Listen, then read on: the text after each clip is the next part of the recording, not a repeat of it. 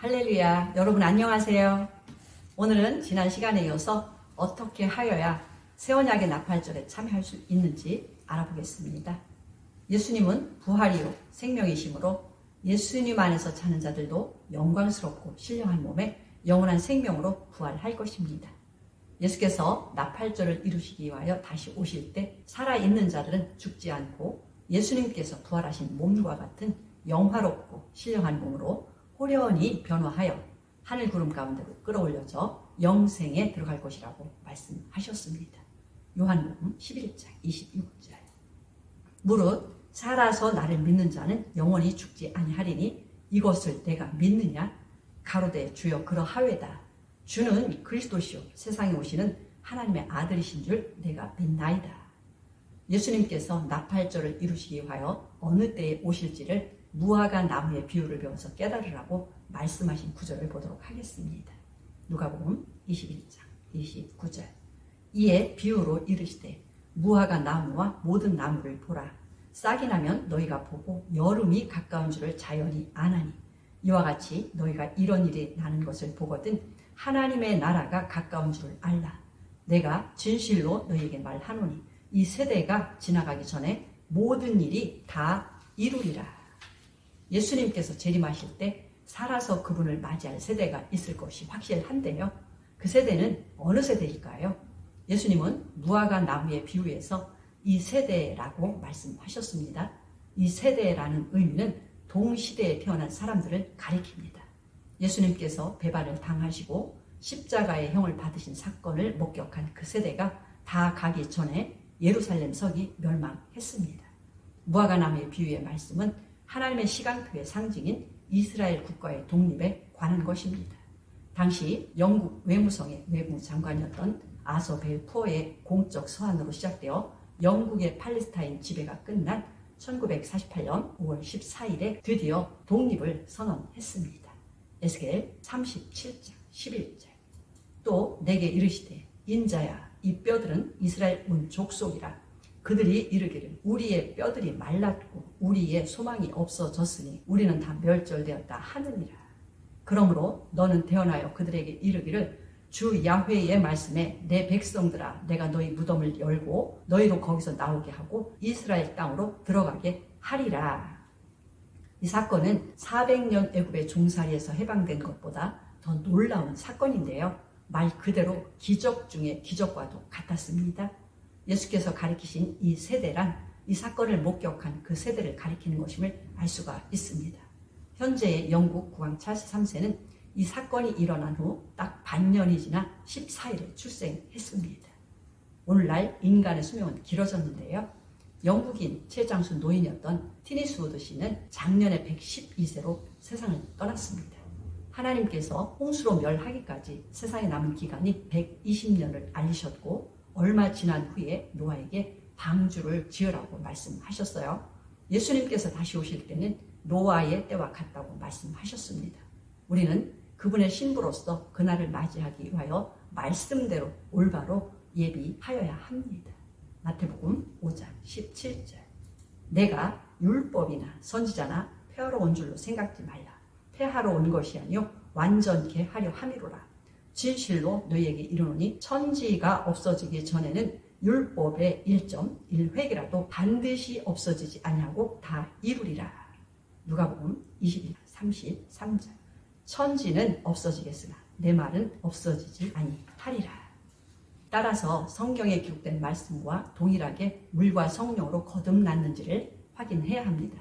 사도 바울이 갈라디아 교회에게 보낸 서신에서 말씀하셨듯이 정과 욕심을 육체와 함께 십자가에 못 박고 세상에 대해서도 십자가에 못 박음으로써 생의 목적을 완전히 바꾼 회개한 삶을 통하여 유월절에 참여했는지가 중요합니다. 그리고 예수 그리스도 이름으로 물침례를 받아 그리스도와 함께 장사됨으로써 부활을 위하여 함께 심기어지는 무교절에 참여하였는지 확인해야 합니다. 이것은 아담 안에서 얻은 모든 저주에서 벗어나는 것입니다. 더 나아가 하나님께서 영원전부터 예정하신 경륜에 참여하는 일로서 하나님께서 만유보다 먼저 낳으신 아들의 영, 즉 성령의 처음 익은 열매를 받아 초실절에 참여했는지를 말씀을 따라 확인해야 합니다. 만일 초대교회가 교회 첫날부터 받았던 예수님과 복음이 아닌 다른 예수, 다른 복음을 따르고 있다면 가라지고 불사름을 받을 것이라고 말씀하셨습니다. 누가복음 21장 34절. 너희는 스스로 조심하라. 그렇지 않으면 방탕함과 술취함과 생활의 염려로 마음이 둔하여지고 뜻밖의 그날이 덫과 같이 너희에게 임하리라. 이날은 온 지구상에 거하는 모든 사람에게 임하리라. 이러므로 너희는 장차 올 이 모든 일을 능히 피하고 인자 앞에 서도록 항상 기도하며 깨어 있으라 하시니라. 말씀대로 초실절에 참여했다면 예수께서 주시는 불로 침례를 받는 삶, 즉 끝까지 혼적 자아를 부인하여 십자가를 짐으로써 오순절에 참여한 성도의 삶을 살아가는지 살펴보아야 합니다. 불침례를 통과하여 힘을 얻고 승리함으로써 정금같이 나오고 예수님의 영으로 충만하여 알곡으로 추수되려면 반드시 기도하는 생활을 지켜야 합니다. 거듭난 성도는 만민이 기도하는 신령한 성전이라고 예수님께서 말씀하셨어요. 영적 어둠이 가장 깊어진 재림의 때 기도를 잃어버린다면 하나님의 나팔소리가 울려 퍼지는 그날에 영원한 아침을 맞이하지 못할 수도 있다고 경고하였습니다. 누가복음 18장 7절. 하물며 하나님께서 그 밤낮 부르짖는 택하신 자들의 원한을 풀어주지 아니하시겠느냐? 저희에게 오래 참으시겠느냐? 내가 너희에게 이르노니 속히 그 원한을 풀어주시리라. 그러나 인자가 올 때에 세상에서 믿음을 보겠느냐 하시니라. 마태복음 13장에는 종의 형상으로 오신 예수님을 통하여 교회의 역사를 보여주는 천국비유 7가지가 기록되었습니다. 25장에는 예수께서 만왕의 왕으로 오실 때 그분에게 영접받게 될 알곡 성도들과 버림받을 쭉정의 신자에 관해 기록을 하고 있습니다. 마태복음 22장 37절. 예수께서 가라사대 내 마음을 다하고 목숨을 다하고 뜻을 다하여 주 너희 하나님을 사랑하라 하셨으니 이것이 크고 첫째 되는 계명이요 둘째는 그와 같으니 내 이웃을 내 몸과 같이 사랑하라 하셨으니 이 두 계명이 온 율법과 선지자의 강령이니라. 첫 번째 천국 비유는 열 처녀의 비유인데요. 제1계명과 직결되었으며 신구약의 남편은 오직 한 분 하나님이십니다. 제1계명에 하나님께서 친히 돌판에 기록해 주신 나 야훼 외에 다른 신을 섬기지 말라는 말씀은 바로 그분이 자기 백성을 저희 죄에서 구원하시기 위하여 임마누엘 하신 주 하나님이심을 증거합니다.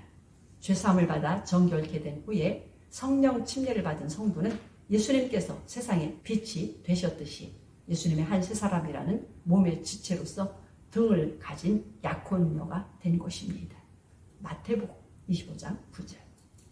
슬기 있는 자들이 대답하여 가로되 우리와 너희의 쓰기에 다 부족할까 하노니 차라리 파는 자들에게 가서 너희 쓸 것을 사라 하니 저희가 살아간 동안에 신랑이 오므로 예비하였던 자들은 함께 혼인잔치에 들어가고 문은 닫힌지라. 그 후에 남은 처녀들이 와서 가로되 주여 주여 우리에게 열어주소서. 대답하여 가로되 진실로 너희에게 이르노니 내가 너희를 알지 못하노라 하였노라. 한 분 하나님과 물과 성령으로 거듭남의 복음을 믿을지라도 십자가에 못 박았던 탐심, 탐욕으로 다시 돌아서는 신자를 가리켜 사도 바울이 우상 숭배자라고 했습니다. 또한 야고보도 세상을 살아가는 것은 영적 간음이라고 했어요. 기도하는 삶을 빼앗긴 지체들은 야훼 니시의 멸관을 얻지 못할 것입니다. 성령의 등 안에 계속 채워야 할 기름이 고갈됨으로써 결국 바깥 어둠에 버려질 것이라고 말씀하셨습니다. 데살로니가전서 5장 4절. 형제들아 너희는 어둠에 있지 아니하며 그날이 도적같이 너희에게 임하지 못하리니 너희는 다 빛의 아들이요 낮의 아들이라. 우리가 밤이나 어둠에 속하지 아니하나니 이러므로 우리는 다른 이들과 같이 자지 말고 오직 깨어 근신할지라. 자는 자들은 밤에 자고 취하는 자들은 밤에 취하되 우리는 낮에 속하였으니 근신하여 믿음과 사랑에 흉배를 붙이고 구원의 소망에 투구를 쓰자. 마태복음 25장의 두 번째 비유에서는 내 이웃을 내 몸처럼 사랑하라는 계명과 직결되어 있습니다. 한 달란트를 주셨을지라도 극히 값진 진주 하나를 진실한 사람을 찾아 팔아서 장사하는 일을 하라고 주신 것입니다. 비록 한 영혼도 구하지 못했을지라도 그 일한 수고를 아시고 상급을 주실 분이 지극히 선하신 예수님이십니다. 마태복음 25장 24절. 한 달란트 받았던 자도 와서 가로되 주여 당신은 굳은 사람이라 심지 않은 데서 거두고 해치지 않은 데서 모으는 줄을 내가 알았으므로 두려워하여 나가서 당신의 달란트를 땅에 감추어 두었었나이다. 보소서 당신의 것을 받으셨나이다. 그 주인이 대답하여 가로되 악하고 게으른 종아 나는 심지 않은 데서 거두고 해치지 않은 데서 모으는 줄로 내가 알았느냐? 이 무익한 종을 바깥 어두운 데로 내어 쫓으라. 거기서 슬피 울며 이를 갈미 있으리라 하니라. 이 비유는 누가복음 19장에서 문화 비유와 같은 교훈을 주는데요. 마태복음은 하늘나라의 창고에 쌓을 것이냐 세상의 땅에 창고에 쌓을 것이냐에 초점을 맞췄지만 누가복음은 하나님의 영광을 위하여 살 것이냐 자신의 혼과 육체를 위하여 육체라는 수건에 감춰둘 것이냐라고 하는 관점의 차이가 있습니다. 누가복음 19장 22절. 주인이 이르되 악한 종아 내가 내 말로 너를 판단하노니 너는 내가 두지 않은 것을 취하고 심지 않은 것을 거두는 엄한 사람인 줄 알았느냐? 그러면 어찌하여 내 은을 은행에 두지 아니하였느냐? 그리하였으면 내가 와서 그 별리까지 찾았으리라 하고 주인이 가로되 내가 너희에게 말하노니 무릇 있는 자는 받겠고 없는 자는 그 있는 것도 빼앗기리라. 예수님께서 가르치신 진정한 이웃 사랑이란 단지 교회 안에 형제들과 잘 지내는 것만으로는 충분하지 않다고 말씀하셨어요. 교회는 세상의 소금이죠. 세상의 등불입니다. 누가복음 10장 35절. 이튿날에 데나리온 둘을 내어 주막 주인에게 주며 가로되 이 사람을 돌보아 주라. 부비가 더 들면 내가 돌아올 때에 갚으리라 하였으니 내 의견에는 이 세 사람 중에 누가 강도 만난 자의 이웃이 되겠느냐. 가로되 자비를 베푼 자니이다. 예수께서 이르시되 가서 너도 이와 같이 하라 하시니라. 마태복음 25장의 세 번째 천국 비유에는 양과 염소의 비유인데요. 요한복음 13장 34절에 말씀하신 형제 사랑하기를 예수님을 사랑하듯이 하라는 새 계명과 직결되어 있습니다. 마태복음 25장 31절. 인자가 자기 영광으로 모든 천사와 함께 올 때에 자기 영광의 보좌에 앉으리니 모든 민족을 그 앞에 모으고 각각 분별하기를 목자가 양과 염소를 분별하는 것 같이 하여 양은 그 오른편에 염소는 왼편에 두리라.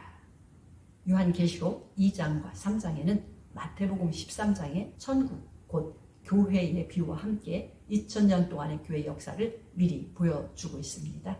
이때 초대교회의 때에 진리대로 온전히 말씀을 회복한 교회를 가리켜 빌라델비아 교회 즉 형제사랑 교회라고 말씀하시며 시험의 때를 면케해 주신다고 약속해 주셨습니다. 계시록 3장 10절. 내가 나의 인내의 말씀을 지켰은즉 내가 또한 너를 지켜 시험의 때를 면하게 하리니 이는 장차 온 세상에 임하여 땅에 거하는 자들을 시험할 때라. 내가 속히 임하리니 내가 가진 것을 굳게 잡아 아무나 내 면류관을 빼앗지 못하게 하라. 예수님의 나팔절에 참여하기 위하여 예비하라고 하신 서신서를 통하여 보여주신 말씀도 보겠습니다. 사도 바울은 그분이 오시는 날에 기쁨으로 신랑을 맞이하기 위하여 거룩함에 흠이나 티나 주름 잡힌 것이 없도록 정결한 신부로 준비되어야 한다고 했어요. 사도 바울은 재림의 때가 되었다고 동심하게 된 데살로니가 교회에게도 편지를 보냈는데요. 그분을 맞이하기 위하여 거룩한 삶을 살아야 한다고 강조하였습니다. 데살로니가전서 5장 23절. 평강의 하나님이 친히 너희로 온전히 거룩하게 하시고 또 너희 온 영과 혼과 몸이 우리 주 예수 그리스도에 강림하실 때에 흠없게 보존되기를 원하노라. 히브리서 12장 14절. 모든 사람으로 더불어 화평함과 거룩함을 쫓으라. 이것이 없이는 아무도 주를 보지 못하리라. 다음 시간에는 속죄일에 관하여 말씀을 나누도록 하겠습니다. 감사합니다.